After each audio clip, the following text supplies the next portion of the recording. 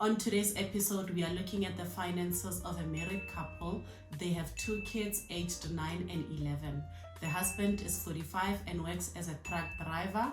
The wife is 40 and works as a mechanical engineer. The wife is expecting a big management bonus at the end of the year from work, amounting to 250,000. And this bonus money is causing conflict in their marriage. The husband would like the money to go towards them building a retirement house back at the village. The house would be built in the husband's mother's yard. The wife disagrees because one, she does not want her retirement home to be in her husband's mother's yard because her sisters are unmarried and they still live there. The husband says his sisters might move out, get married, or just simply go to their own homes. And even if they didn't move out and they continued to live in their mother's yard, he feels like his sisters are good people and they would not cause trouble for him and his wife in their retirement. The wife, on the other hand, would like the bonus money to go towards settling their car debt. The husband says he feels like his wife does not respect him. He feels like his voice is not heard in the house, especially when it comes to finances. And he says he feels like this is mainly because his wife makes significantly more than him. If you're new here, hi, welcome. My name is Itumeleng. I'm a qualified management accountant, and on this channel, I help ordinary people like you learn how to start saving money, get out of debt, invest, and ultimately build wealth. If that is something you're interested in, please do subscribe and become a part of our growing, rich family.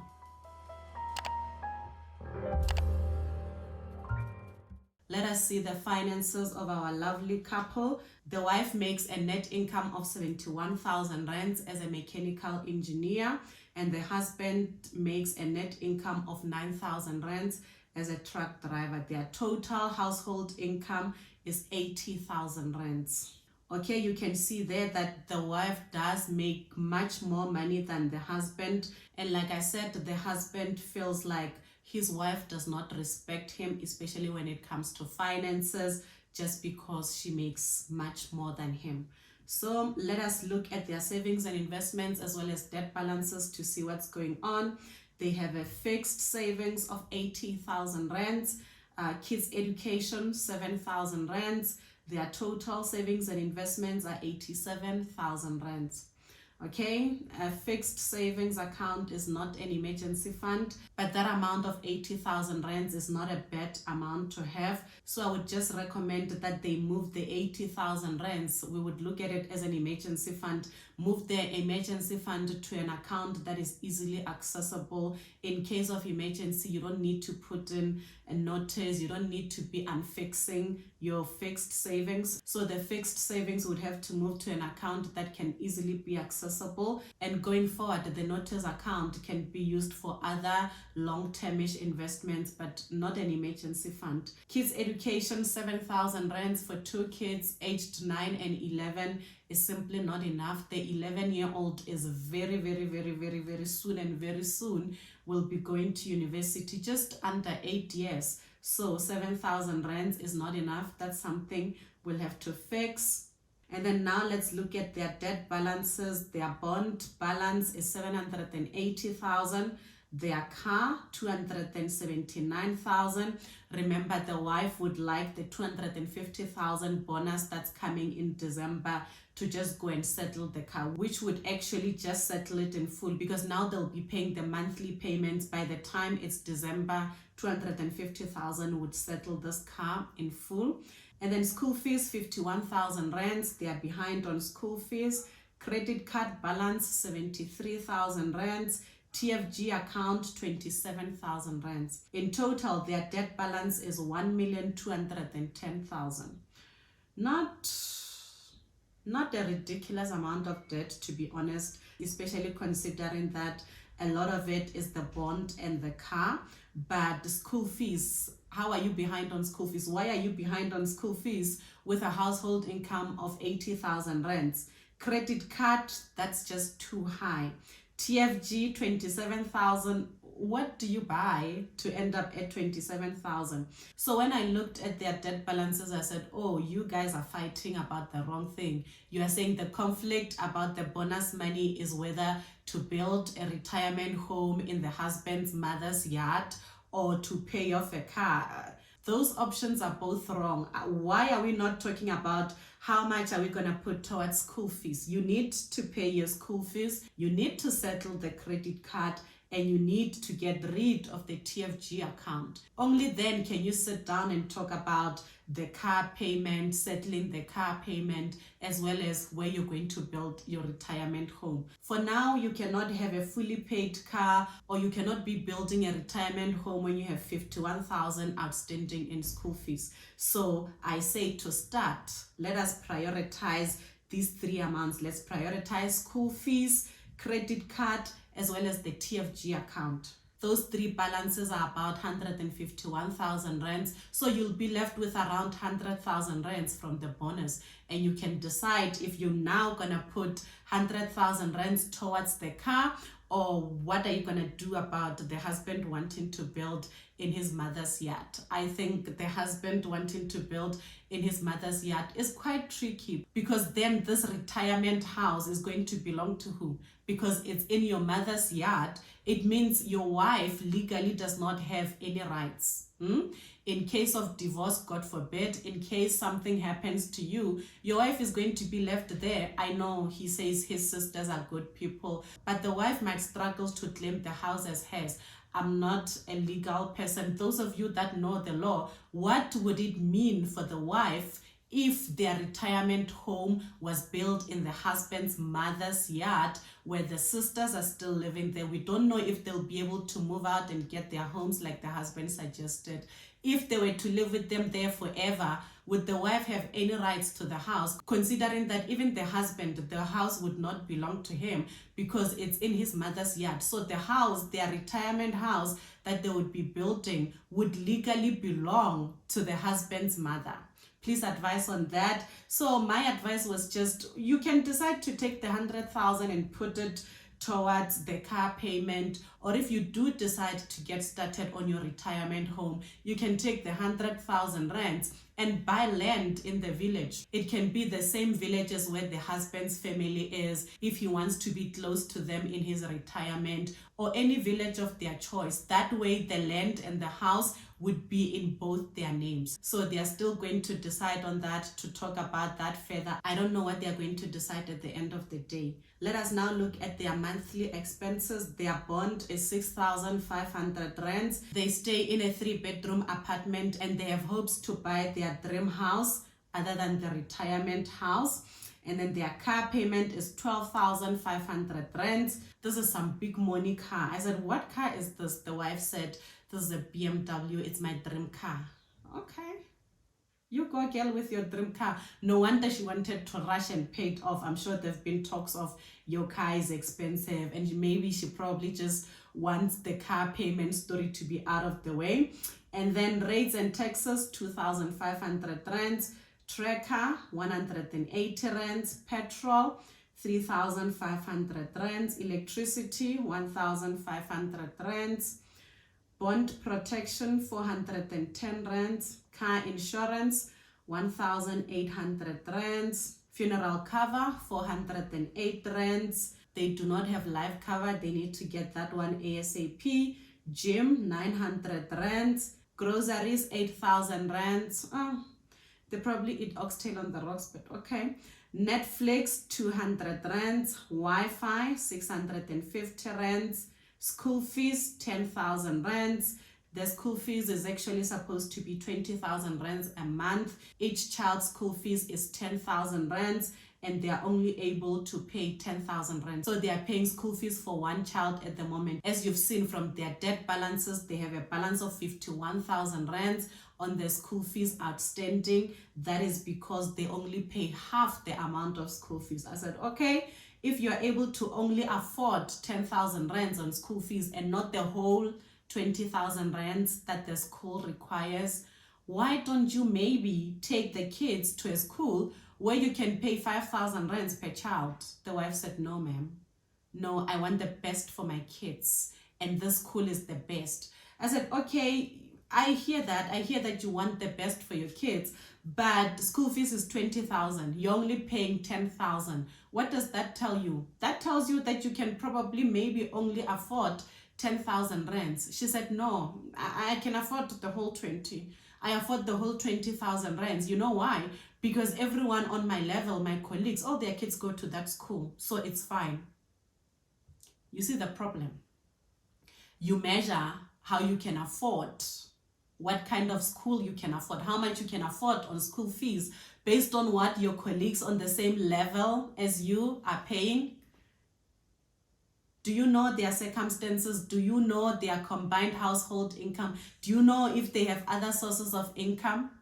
Stop this thing of looking at your colleagues and thinking, oh, if my colleagues drives a BMW, this means our salary actually affords a BMW. No, your colleague is driving that kind of a car because they probably don't have other responsibilities, because they probably have someone helping them with something else. So you need to look at your own house, at your own expenses, independent of your colleagues. Fine, your colleagues are sending their kids to this school. You will find out that the people you're measuring yourself against have paid school fees for the next 5 years, and you're struggling to make the minimum payments per month. And you think you afford it? No. Paying 5,000 per child for school fees is still a decent. There are lots of good schools where you can pay 5,000 rands. So then what must happen in this thing of, oh, I want the best for my kids? So what does this best look like? Because now the school is calling you every 2 minutes. And you know what? The kids are watching, okay? The kids can see that you cannot afford this school. So now your efforts to give them the best life, to give them the best school, is just turning into trauma. You're traumatizing the kids. Girl maintenance, 7,000 rands. What are we girl maintaining? She says, it's my nails, it's waxing, is monthly massages as well as monthly facials. I love to look good. Okay, you look good with 7,000. Why? She says, because I work hard. I work very hard for my money. I deserve to get girl maintenance. And the 7,000 rands is actually less. I should be getting more for my girl maintenance. Okay? She does work hard. She's a mechanical engineer. It's not an easy job. She works extremely hard. She does a lot around the house. And maybe she feels like because of her income as well, she's supposed to girl maintenance a certain way. Monthly massages, monthly facials.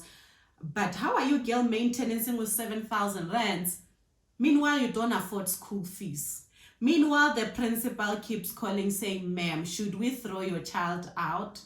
You see, this self-care, self-love thing can be self-hate sometimes. No, let's stop getting massages at the spa. Let your husband massage you, and you take that money, you put it towards school fees. This thing of being told that you need to girl maintenance a certain way, you need to self-care a certain way. If you don't get a facial, then you don't love yourself, or you're not putting yourself first. If you don't have your nails done, you have not done right by yourself.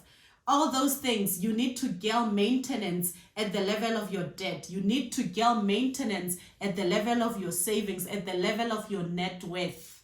7,000 rands girl maintenance. Let's be behind on some girl maintenance for some time and put the money towards school fees. And better yet, there are other ways to girl maintenance. You can substitute the waxing for shaving. Just for some time. Bear with me here. Just for some time until school fees is paid. It's either you let the kids go to a school you can afford, then you can comfortably go wax. I don't know why I'm talking about waxing so much.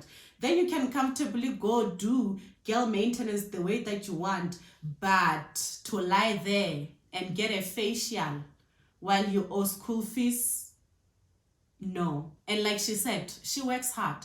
I don't dispute that. I see that she works hard, but she needs to realize that her income is not just for herself.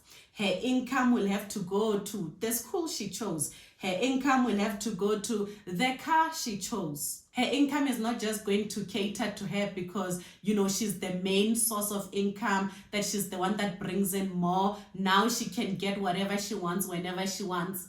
It does not work like that. Your income should cater for your family and the life that you've chosen, the school you have chosen. Go do your hair somewhere you can afford, not where your colleagues are going. Your colleagues might be going to a high-end salon because, like I said, you don't know what other income they get and what their responsibilities are. But that girl maintenance is simply too high.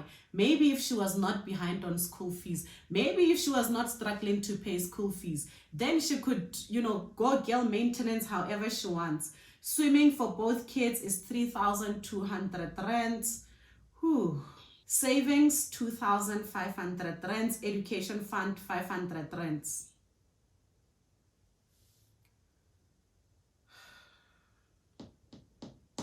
You only save 2,500 rands,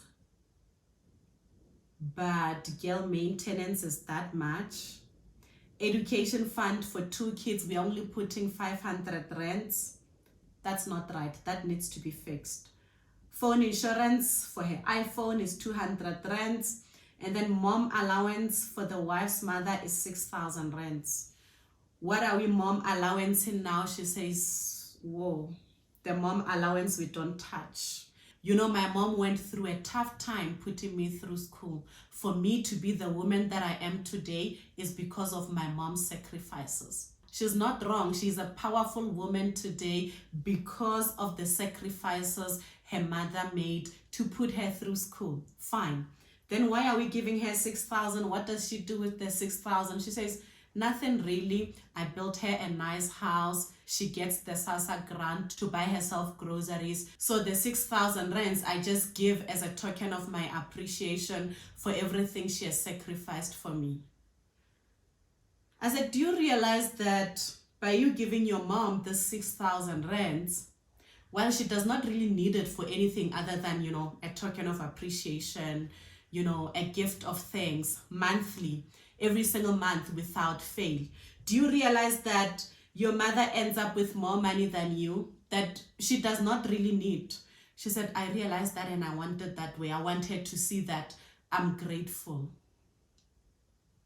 You have a BMW, your dream car. If you're grateful for someone raising you, if you're grateful for someone's sacrifices that they made for you, one other way that you can do is get on your BMW, go to your mother's house and say, Mom, thank you. Thank you for the sacrifices you have made for me to be the woman that I am today. Thank you. That is gratitude. How do you guys thank people? You thank with 6,000 until when? You thank with 6,000, but you're not thanking the school for teaching your kids, the 20,000 rand school. I said to her, the same way you feel this obligation to continuously thank your mom, to continuously show her appreciation despite your house not really being in order, is because you probably saw your mom go through the same thing you're going through with your kids, taking you to an expensive school that maybe she could not afford, and she struggled. Your mom struggled. Now you're a mechanical engineer, and now you go back, you put your kids in the same situation. In a school you cannot really afford. What is happening to those kids? Like I said, the kids are watching, they can see mom is struggling to pay for our school fees. Mom does not afford 20,000 rands. Your kids are now going to go work, become engineers, become doctors as well, and they're going to repeat the same cycle with their kids because that's what they've been taught. They've been taught putting your kids through school is supposed to be hard. It's supposed to hurt. You're supposed to be getting calls, getting letters, getting your kids threatened to be kicked out.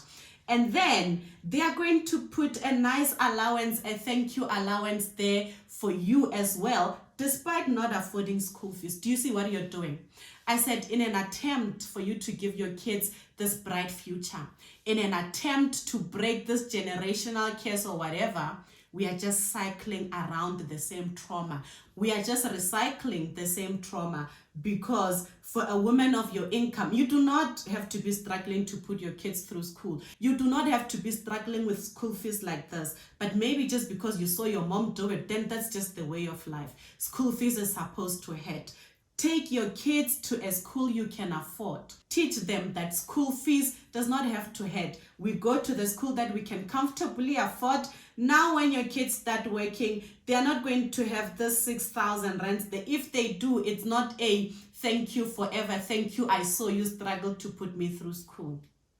Let us break the cycle. And the mom allowance, like I said, you cannot afford it. You cannot say it's off limits, it's not to be touched. If you want to say thank you, you don't want to help your mom with anything. She does not have anything that she needs. You already built her house and you say she gets the SASA grant to be able to buy groceries and other things.